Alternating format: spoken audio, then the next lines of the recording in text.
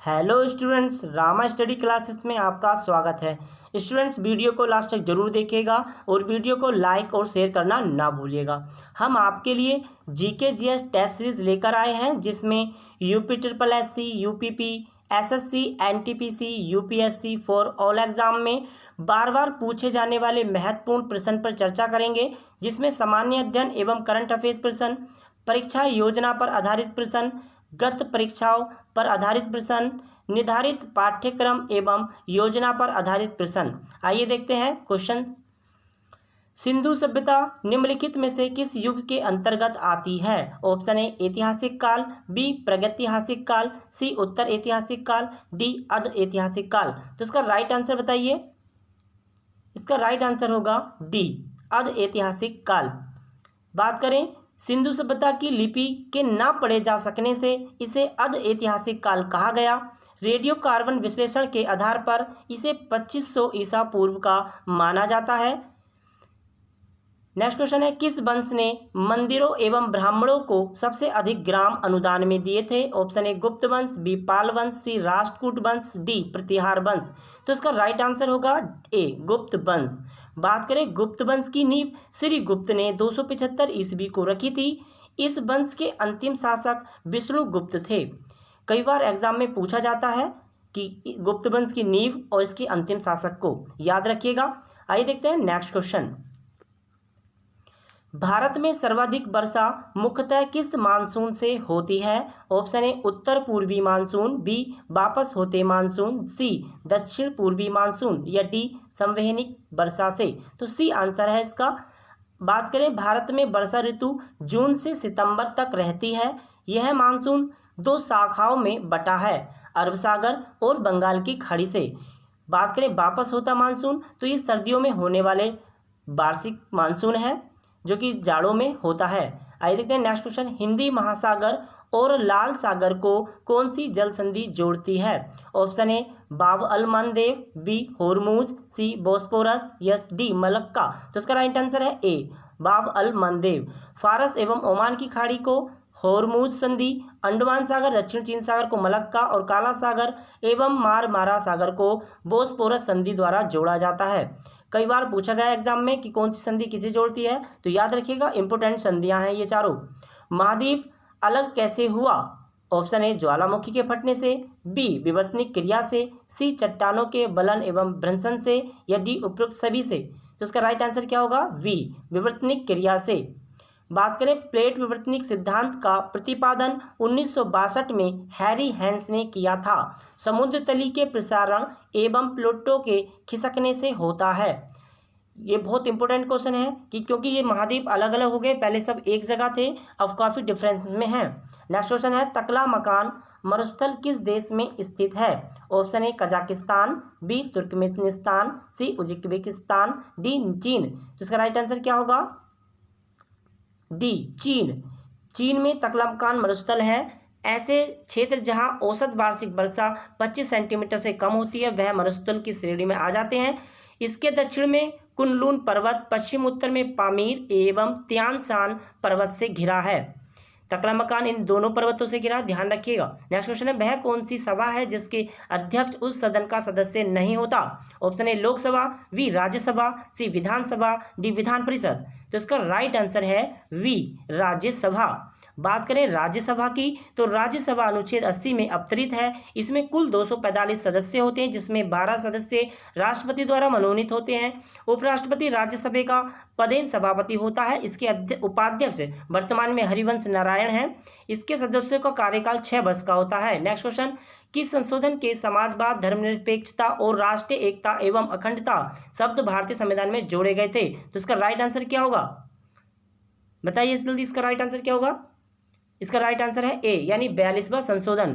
बात करें बी 44वां संशोधन, सी 43वां संशोधन, 52वां संशोधन। ये नेक्स्ट इन्हें भी याद रखिएगा, ये भी इंपॉर्टेंट है। बात करें 42वें संशोधन की तो 1976 द्वारा इन शब्दों को जोड़ा गया। इसे विधेयक को सबसे पहले राज्यसभा में लाया गया था। नेक्स्ट क्वेश्चन है, मनुष्यों के लिए शोर की सह सीमा करीब करीब कितनी होती है? Option A 45 decibel, B 85 decibel, C 125 decibel, D 155 decibel. तो राइट आंसर है ए 45 डेसिबल। बात करें विश्लेषण की, साधारण बातचीत में 30 से 40 डेसिबल, जोर से बातचीत करेंगे तो 50 से 60 डेसिबल, और विद्युत मोटर इंजन 100 से 110, और सायरन जो है 110 से 120, जेट विमान यानी वायुयान 140 से 150 डेसिबल तक शोर मचाया जाता है। नेक्स्ट क्वेश्चन कह रहा है कि पसीना का मुख्य उपयोग है। ऑप्शन है शरीर का ताप नियंत्रित रखने में, बी शरीर में जल की मात्रा संतुलित में, सी शरीर के विषय पदार्थ निकलने में, या डी त्वचा के छिद्र गंदगी दूर करने में। तो राइट आंसर ए है शरीर का ताप नियंत्रित रखने में। पसीना श्वेत ग्रंथि के कारण निकलता है और हाइपोथैलेमस इसको ऑपरेट करती है। कई बार एग्जाम में पूछा गया है कि किस कारण निकलता है और कौन ऑपरेट करता है, तो इसे याद रखिएगा, एग्जाम के लिए काफ़ी हेल्पफुल है। नेक्स्ट क्वेश्चन है, विश्व स्तर पर प्रत्येक वर्ष की मानव विकास रिपोर्ट किसके द्वारा प्रकाशित की जाती है? ऑप्शन है WTO, बी विश्व बैंक, सी UNDP, डी IMF। तो इसका राइट आंसर है सी UNDP। बात करें विश्लेषण की, तो UNDP संयुक्त राष्ट्र विकास कार्यक्रम के तहत इसकी शुरुआत 1990 को पाकिस्तानी अर्थशास्त्री महबूब उल हक के द्वारा की गई थी।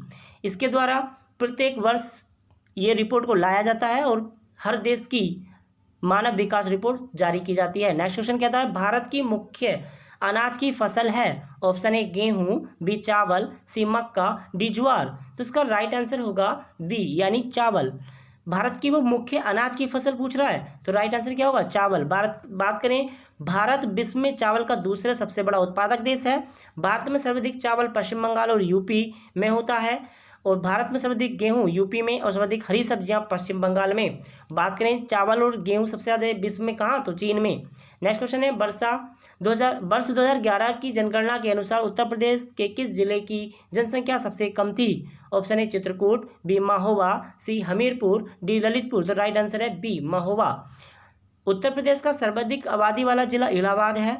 सबसे कम आबादी वाले जिले इस प्रकार हैं, महोबा, चित्रकूट, हमीरपुर और श्रावस्ती। सबसे कम महोबा, फिर चित्रकूट है, फिर हमीरपुर, श्रावस्ती। ठीक है, नेक्स्ट क्वेश्चन की ओर चलते हैं।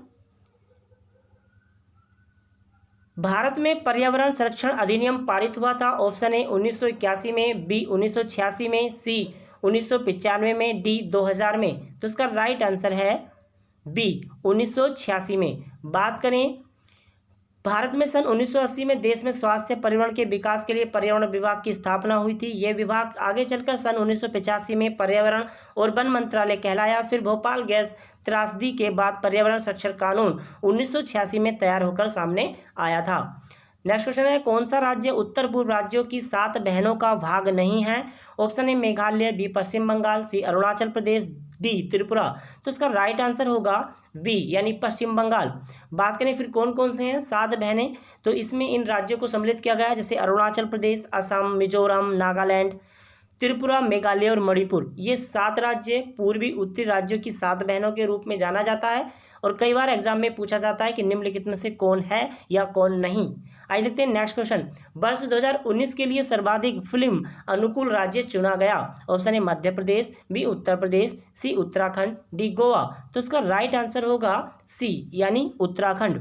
बात करें विश्लेषण की, तो 2017 के लिए मध्य प्रदेश अनुकूल है, 2018 के लिए उत्तर प्रदेश, और 2019 में 66वें राष्ट्रीय फिल्म पुरस्कार में बेस्ट हिंदी फिल्म अंधाधुन, आयुष्मान खुराना और विक्की कौशल को बेस्ट एक्टर का अवार्ड भी दिया गया है। आइए देखते हैं नेक्स्ट क्वेश्चन। 8 मार्च 2020 को अंतर्राष्ट्रीय महिला दिवस मनाया गया। इस बार की थीम क्या थी? तो बताइए इसका राइट आंसर क्या होगा? ऑप्शन ए या बी या सी या डी। तो इसका राइट आंसर होना चाहिए ए यानी I am generation equality realising women's rights, और इसका ही हिंदी मीनिंग बी ऑप्शन में दिया गया है। आप या तो ए या बी में से लगा सकते हैं, क्योंकि हिंदी में भी आ सकता है इसका थीम और इंग्लिश में भी आ सकती है। बात करें अंतर्राष्ट्रीय महिला दिवस की, तो इसे 1975 में संयुक्त राष्ट्र संघ ने मनाया था पहली बार, और इसे 1996 से लगातार मनाया जा रहा है। आइए देखते हैं नेक्स्ट क्वेश्चन।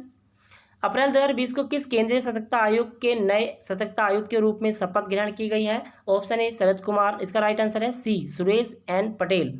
मुख्यतः सतर्कता आयुक्त संजय कोठारी ने इसे शपथ दिलाई।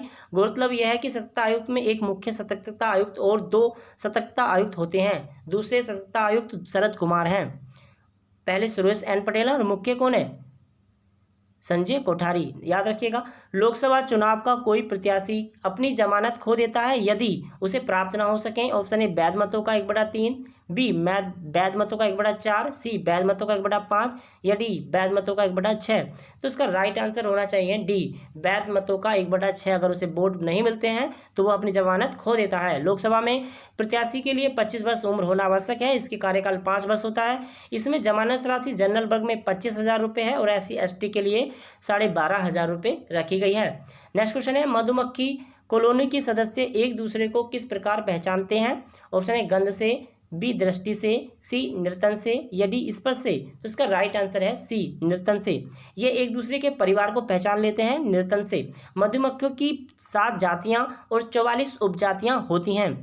दोस्तों, अगर हमारी वीडियो आपको पसंद या हेल्पफुल लगती है तो इसे लाइक और शेयर करना ना भूलिएगा।